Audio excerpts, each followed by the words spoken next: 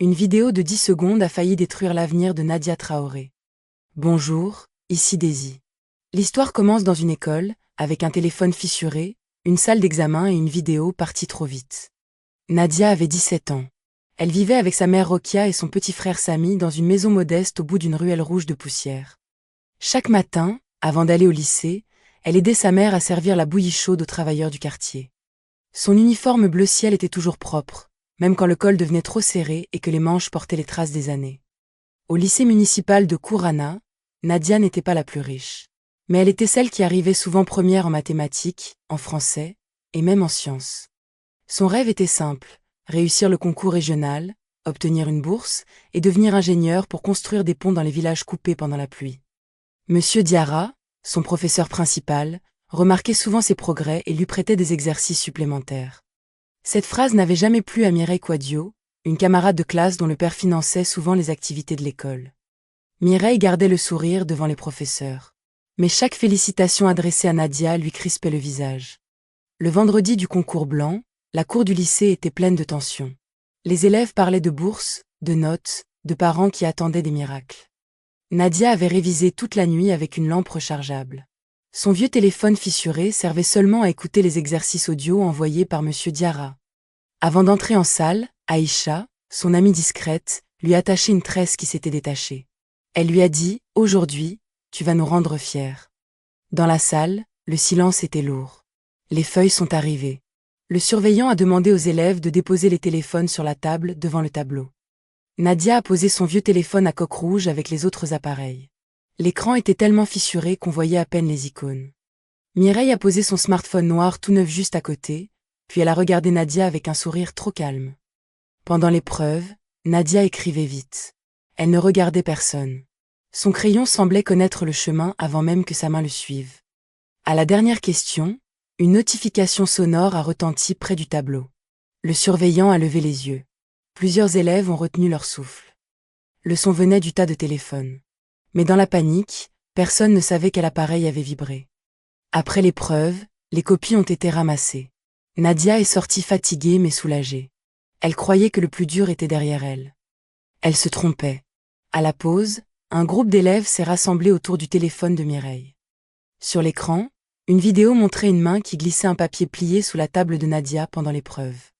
La vidéo était courte, floue, coupée juste avant qu'on voie le visage de la personne. Mais on entendait une voix dire « Regardez Nadia, elle triche ». En moins d'une heure, la vidéo est partie dans 3 groupes WhatsApp, puis dans le groupe des parents, puis jusque chez les vendeuses devant l'école. Quand Nadia a compris ce qui circulait, son visage est resté immobile. Ce n'était pas du calme. C'était le corps qui refuse de tomber devant tout le monde. Mireille a lancé une phrase sèche devant tout le monde, comme si la vidéo suffisait déjà à condamner Nadia. Les mots ont traversé la cour comme des cailloux. Nadia a voulu répondre, mais Monsieur Diarra est arrivé avec un visage fermé. Il a demandé à Nadia de le suivre chez le proviseur. Même Aïcha n'a pas osé parler. Dans le bureau, la proviseure Bamba a regardé la vidéo 3 fois. Elle a dit que l'image de l'école ne pouvait pas être salie par une affaire de triche. Nadia a répété qu'elle n'avait rien reçu, rien demandé, rien caché. Sa voix était droite, mais ses mains tremblaient sur son sac brun. Munsiaur dia radi baulaid la croira. Pourtant, devant la vidéo, son doute est devenu visible. Et pour Nadia, ce doute a fait plus mal que l'accusation. La proviseure a suspendu provisoirement sa copie. Si l'affaire était confirmée, Nadia perdait le concours, la bourse et peut-être sa place dans le programme d'excellence. Le soir, maman Rokia a vu sa fille rentrer sans parler. Les bols de bouillie refroidissaient sur la table, mais Nadia ne pouvait rien avaler. Quand la mère a vu la vidéo sur le téléphone d'une voisine, elle n'a pas crié. Elle a demandé à Nadia de raconter chaque minute calmement. Nadia a repris depuis le début, la table des téléphones, le bruit, le papier, puis les regards dans la cour. Sami, le petit frère, réparait des téléphones dans un cybercafé après les cours. Il a pris le vieux appareil fissuré de Nadia et l'a branché à un ordinateur fatigué. Il cherchait l'heure exacte où la notification avait sonné pendant l'épreuve. Le téléphone avait un journal d'activité, même si l'écran ne répondait presque plus. Pendant qu'il fouillait, Nadia racontait chaque minute de l'épreuve. L'entrée, la table devant le tableau, la question difficile, le bruit, puis la sortie. Sami a trouvé une première chose étrange. Le vieux téléphone de Nadia n'avait reçu aucune notification à l'heure du bruit entendu dans la salle. Mais il a trouvé autre chose. Le bleu tout avait été activé pendant quelques secondes, alors que Nadia ne savait même pas l'utiliser correctement. Au lycée, le lendemain, la rumeur avait changé de forme. On ne disait plus seulement qu'elle avait triché. On disait qu'elle faisait semblant d'être pauvre pour attendrir les professeurs. Aïcha a essayé de rester près d'elle, mais d'autres élèves lui ont conseillé de s'éloigner si elle ne voulait pas être mêlée à la honte. Mireille, elle, marchait dans la cour avec un calme parfait. Son téléphone noir brillait dans sa main comme un petit tribunal. Monsieur Diarra a demandé à revoir la salle d'examen. Sur le sol, près de la table de Nadia, il a trouvé un minuscule morceau de papier froissé. Le papier ne contenait pas de réponse. Il contenait seulement 2 lignes sans importance, comme si quelqu'un avait voulu fabriquer une preuve sans connaître le sujet. Nadia a dit que ce papier n'était pas à elle. Dans le bureau, personne n'a répondu tout de suite. Samy a alors proposé une idée. Si la vidéo était coupée, peut-être que le fichier original gardait des informations invisibles, l'heure, l'appareil, parfois même le nom du téléphone. Au cybercafé, il a demandé au gérant de l'aider. L'homme avait l'habitude de récupérer des photos effacées pour les clients du quartier. Ils ont étudié la vidéo partagée. Le fichier avait été compressé par WhatsApp, mais un détail restait. L'audio portait 2 respirations avant la voix qui accusait Nadia. Aïcha a reconnu ces respirations. Dans leur classe, une seule personne respirait ainsi quand elle riait en cachette, Mireille. Nadia a gardé le silence. Elle voulait une preuve claire avant de prononcer le nom de Mireille. Le deuxième rebondissement est venu de la caméra du kiosque de photocopie, en face de la salle d'examen. Le kiosque n'avait pas de vraie caméra de sécurité. Mais le propriétaire filmait parfois sa table pour surveiller les cahiers déposés par les élèves. Sur son vieux téléphone, une vidéo longue montrait le couloir pendant l'épreuve. On y voyait une élève sortir quelques secondes sous prétexte d'aller aux toilettes. La silhouette portait des tresses longues, une montre fine, et tenait un smartphone noir. Nadia n'avait ni montre fine ni téléphone noir. La vidéo ne montrait pas le visage. Mais elle montrait la main qui glissait quelque chose sous une table par la fenêtre entr'ouverte. Samy a voulu courir au lycée avec la preuve. Maman Rokia l'a retenu et lui a demandé d'appeler d'abord Monsieur Diarra. Ils ont donc appelé Monsieur Diarra. Le professeur est venu au cybercafé après la tombée du soir, sans faire de bruit. Quand il a vu la vidéo du kiosque, il a enlevé ses lunettes. Pour la première fois depuis 2 jours, il n'a pas regardé Nadia avec doute, mais avec honte. Il a demandé pardon pour avoir hésité trop vite. Nadia n'a pas répondu tout de suite, elle regardait encore l'écran. Le lendemain matin, la proviseure Bamba a convoqué Nadia, Mireille, Aïcha, Monsieur Diarra, le propriétaire du kiosque et 2 représentants des parents. Mireille est arrivée avec sa mère, très élégante, très sûre d'elle. Elle a dit que sa fille était victime d'une cabale parce qu'elle réussissait trop bien. La proviseure a commencé par montrer la vidéo WhatsApp. Puis elle a demandé pourquoi le fichier original n'avait jamais été fourni. Mireille a répondu qu'elle avait supprimé par peur. Sa voix était calme, mais ses doigts serraient son téléphone noir.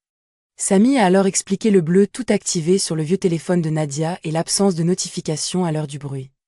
Puis le propriétaire du kiosque a montré sa vidéo. La salle est devenue silencieuse d'une autre manière. Ce silence-là ne cherchait plus Nadia, il cherchait la vérité. Mireille a dit que beaucoup d'élèves avaient des tresses longues. Mais Aïcha a remarqué la montre fine et le bracelet rouge que Mireille portait encore au poignet. La mère de Mireille a demandé qu'on arrête d'humilier son enfant. Maman Rokia a répondu doucement. Ma fille aussi est une enfant, mais tout le monde l'a humiliée sans attendre. Ces mots ont traversé la pièce sans violence. La proviseure a baissé les yeux vers le dossier posé devant elle. La proviseure a demandé à Mireille de déverrouiller son téléphone pour montrer le fichier original. Mireille a refusé d'abord. Alors Monsieur Diarra a dit que refuser n'était pas une preuve de culpabilité, mais que l'école ne pouvait pas punir Nadia sur une vidéo tronquée tout en protégeant la source. Mireille a éclaté en larmes. Elle a avoué que le papier ne contenait aucune réponse. Elle voulait seulement faire croire que Nadia avait triché pour que sa copie soit annulée. Elle a dit qu'elle était fatiguée d'entendre son père comparer ses notes avec celles d'une fille qui vendait la bouillie avant les cours. Cette phrase a fait baisser les yeux de plusieurs adultes. La jalousie de Mireille venait aussi d'une maison où l'amour ressemblait parfois à un classement. La proviseure a noté l'aveu, puis a demandé que la copie de Nadia soit remise dans le dossier du concours. La copie de Nadia a été rétablie. L'enquête a montré qu'elle avait obtenu la meilleure note du concours blanc. Pourtant, Nadia n'a pas souri tout de suite. Une réputation ne revient pas aussi vite qu'une note sur un bulletin. La proviseure a organisé une assemblée dans la cour. Pas pour humilier Mireille, mais pour réparer publiquement ce qui avait été cassé publiquement. Devant les élèves, elle a expliqué que la vidéo diffusée ne montrait ni le début ni la fin de la scène. Monsieur Diarra a reconnu son erreur devant les élèves. Sa voix tremblait légèrement. Mireille a présenté des excuses. Elles étaient maladroites, pleines de larmes, mais elles n'étaient plus un spectacle. Nadia a accepté que la vérité soit dite. Elle n'a pas promis l'amitié. Elle a seulement demandé qu'on partage aussi la correction. La vidéo de réparation a été partagée dans les mêmes groupes WhatsApp que la rumeur. Cette fois, les réponses sont arrivées plus lentement. Au quartier, certaines personnes ont évité le regard de Nadia. D'autres sont venues acheter de la bouillie sans oser parler de ce qu'elles avaient partagé. Nadia a continué à aider sa mère. Elle servait les bols avec la même politesse, mais quelque chose en elle était devenu plus ferme. Samy a gardé une copie des preuves sur une clé USB. Il disait que les téléphones cassés gardent parfois mieux la mémoire que les gens pressés. Quelques semaines plus tard, les résultats officiels sont tombés. Nadia a obtenu la bourse régionale. Dans la cour du lycée, les élèves ont applaudi. Cette fois, Nadia n'a pas cherché Mireille du regard. Elle a regardé sa mère. Maman Rokia avait encore son foulard jaune moutarde. Ses mains sentaient la bouillie et le charbon, mais ses yeux brillaient comme si toute la poussière du quartier était devenue lumière. Mireille, elle, a changé d'école pendant le trimestre. Avant de partir, elle a laissé une lettre à Nadia. Nadia l'a lue seule, puis l'a rangée sans la montrer à personne. Avant l'assemblée, Nadia a vécu une nuit très longue. Elle entendait encore les rires de la cour et les messages qui arrivaient sur les téléphones des voisins. Maman Rokia n'a pas dormi non plus. Elle a lavé l'uniforme de sa fille comme on prépare une armure, avec lenteur, avec silence, avec amour. Au matin, Nadia a voulu rester à la maison. Elle disait que même si la vérité sortait, les regards resteraient collés à sa peau. Sa mère lui a répondu qu'on ne retourne pas devant les gens pour leur plaire. On retourne debout pour que la honte change de camp. Au lycée, certains élèves avaient déjà effacé les messages qu'ils avaient partagés. Mais effacer un message ne retire pas la douleur qu'il a déposée. Aïcha a gardé des captures d'écran. Elle ne l'avait pas fait pour se venger, mais pour montrer jusqu'où la rumeur était partie. Quand la proviseure a vu ces captures, son visage a changé. Elle a compris que l'école n'avait pas seulement un problème de triche, mais un problème de justice. Un représentant des parents a proposé de garder l'affaire discrète pour préserver la réputation du lycée. Maman Rokia a demandé pourquoi la discrétion arrivait seulement quand la vérité protégeait sa fille. Cette question a fait trembler la salle. Personne n'a répondu vite, parce que parfois une question simple déshabille toute une injustice. Mireille a alors raconté une partie de sa propre maison. Elle disait que son père ne demandait jamais si elle était heureuse, seulement si elle était première. Nadia l'a écoutée sans sourire. Elle comprenait la pression, mais elle savait aussi qu'une blessure ne donne pas le droit d'en créer une autre. Monsieur Diarra a demandé que la réparation ne soit pas seulement une phrase d'excuse. Il voulait un vrai atelier sur les rumeurs, les preuves et la responsabilité numérique. La proviseure a accepté. Chaque classe devait apprendre qu'un téléphone peut éclairer une vérité, mais aussi brûler une vie quand il est utilisé sans conscience. Samy, qui pensait seulement savoir réparer des écrans, a été invité à expliquer comment un fichier peut être coupé, compressé, déplacé, et tromper ceux qui le regardent trop vite. Les élèves l'ont écouté avec surprise. Certains découvraient qu'un petit frère de quartier pouvait comprendre mieux que les pièges cachés dans leur téléphone cher. Après l'atelier, une fille de seconde est venue parler à Nadia. Elle aussi avait été accusée dans un groupe de classe, mais elle n'avait jamais osé se défendre. Nadia a compris que son histoire dépassait sa propre note. Elle venait d'ouvrir une porte pour tous ceux qu'une rumeur avait forcés au silence. Le jour où la bourse a été confirmée, maman Rokia a fermé son kiosque plus tôt. Elle a acheté 2 beignets, pas plus, parce que la joie aussi devait respecter le budget. Nadia a ri pour la première fois depuis longtemps. Ce rire n'a pas effacé la blessure, mais il a prouvé qu'elle n'avait pas gagné toute la place dans son cœur. Le soir, devant la maison, Samy a réparé le vieux téléphone fissuré une dernière fois. Il a dit qu'il ne fallait pas changer l'écran. Cette fissure faisait désormais partie de la preuve. Nadia a gardé le téléphone dans son sac, non comme un souvenir de honte, mais comme un rappel. Même ce qui paraît cassé peut encore porter une vérité. Quand elle a reçu sa lettre de bourse, elle n'a pas couru l'afficher partout. Elle l'a d'abord posée devant sa mère, à côté d'un bol de bouillie encore chaud. Maman Rokia a touché le papier avec des doigts prudents. Elle ne lisait pas vite, mais elle comprenait très bien ce que ce papier représentait, une porte ouverte. Ce soir-là, le quartier n'a pas applaudi bruyamment. Les gens ont plutôt parlé plus doucement. Ils avaient appris que la bouche peut construire, mais aussi démolir. La lettre ne réparait pas tout.